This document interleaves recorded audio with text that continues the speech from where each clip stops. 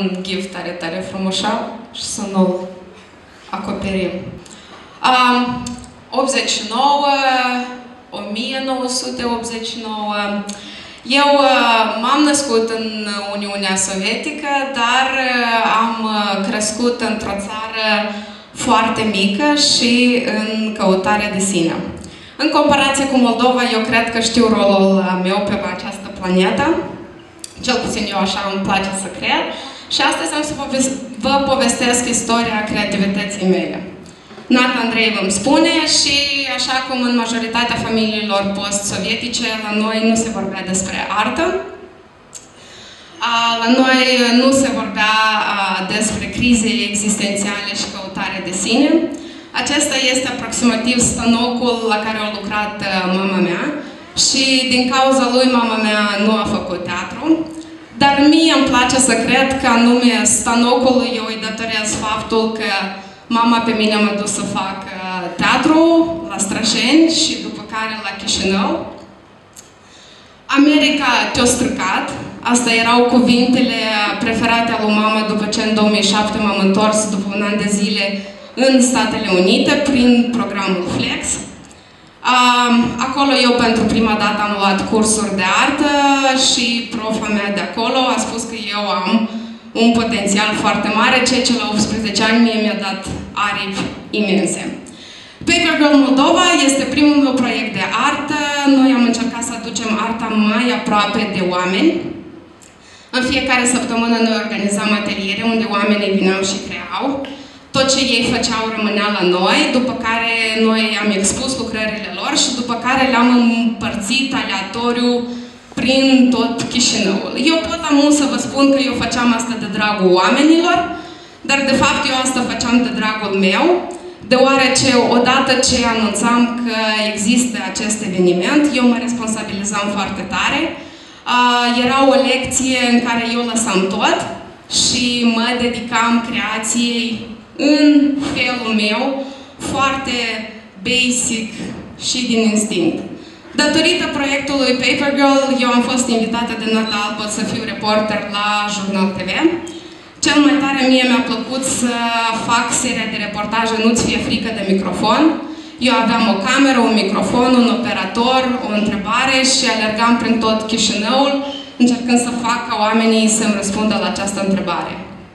După jurnal eu am făcut diez. După un an de diez eu am înțeles că eu nu mai vreau să mai fac media în viața mea și am început să not în oceanul mare a freelancing-ului. Cea mai bună perioadă din viața mea, perioada în care eu am descoperit ce este upcycling și nu este același lucru ca reciclare, deoarece reciclarea tu trebuie să aduci gunoiul, deșeurile la forma lor inițială. Eu pur și simplu luam lucrurile vechi și le dădeam o nouă viață, un nou scop. În această perioadă de freelancing eu am înțeles care sunt sursele mele de inspirație și ce îmi face mie viața foarte, foarte creativă. Și acestea au fost evenimentele care au dezvoltat în mine activismul social. După 2009 eu am înțeles care sunt lucrurile pentru care eu niciodată nu am să ies la un marș în Chișinău. Dar am descoperit spre fericirea mea și lucrurile de care mie îmi pasă foarte tare. Și unul dintre ele este feminismul. Lăsăm dezbaterile după prezentarea mea de ce da și de ce nu. Un alt lucru pentru care eu sunt gata să ies și să sacrific din energia și timpul meu sunt animalele. Recent am făcut niște ateliere foarte simple la un eveniment de caritate, dar s-au adunat 8.000 de lei pentru 2 cățelușe paralizate și asta pe mine mă bucură foarte tare. De asemenea, eu mă inspir și antrenez creativitatea în alt proiect, Fete pe biciclete. Nu de aceea că sunt o biciclistă înrăită, dar pentru că tare mi-s dragi oamenii care sunt implicați acolo și atunci când tu descoperi oamenii care ți-s dragi, creativitatea iese mult mai ușor.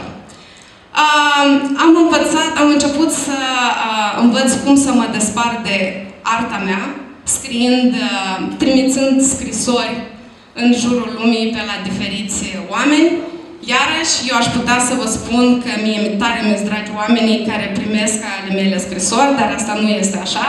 Este un lucru foarte egoist, deoarece eu nu mai organizez ateliere, dar în schimb am găsit exercițiul perfect care să mă responsabilizeze să creez în fiecare lună. Dacă le place sau nu ceea ce ei primesc în plic, da, nu prea... Următorul slide.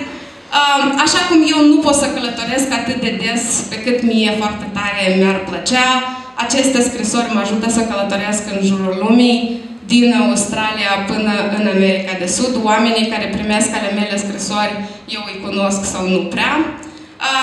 Deja se apropie de sfârșit a mea prezentare și eu aici ar trebui să încep să vă spun că după toți anii aceștia în care am plutit peste tot, eu am spus da și m-am înscris la o universitate, facultate de artă, ca să lucrez într-un muzeu, pentru că pentru mine acesta este vârșca, topul, unde eu pot să ajung în a mea carieră, să lucrez într-un muzeu, dar nu este așa.